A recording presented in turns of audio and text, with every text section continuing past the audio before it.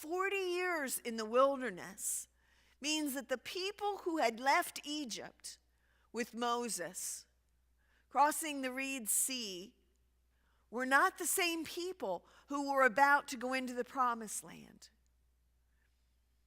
The average lifespan at that time was 35 years. So these are the children, maybe even grandchildren, of the people who first followed Moses. So they didn't have the same memory of captivity. Remember those early on in the after they had crossed, then they started complaining about how life was better in Egypt. This isn't that group anymore.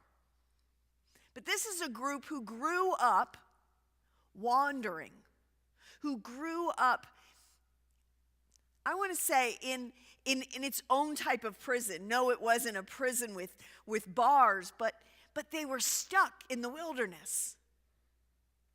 They were stuck in this cycle of moving, of finding a new tent place to camp, of finding food and water every time. It was a process that they had to continue to go through. They had no stability. They didn't have the security of knowing what the next day would bring. But when they reach the promised land, they'll have that. They'll be able to build houses and farm the land and raise families.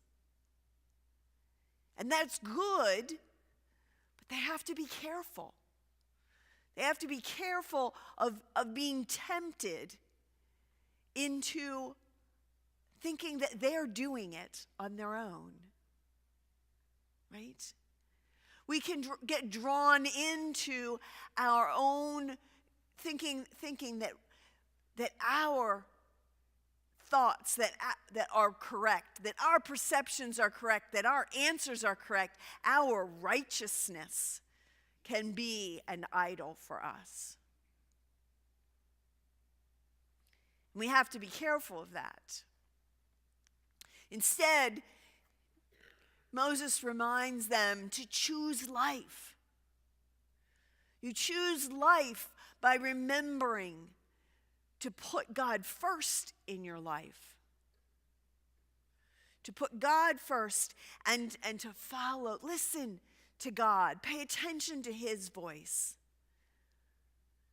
and follow the commandments.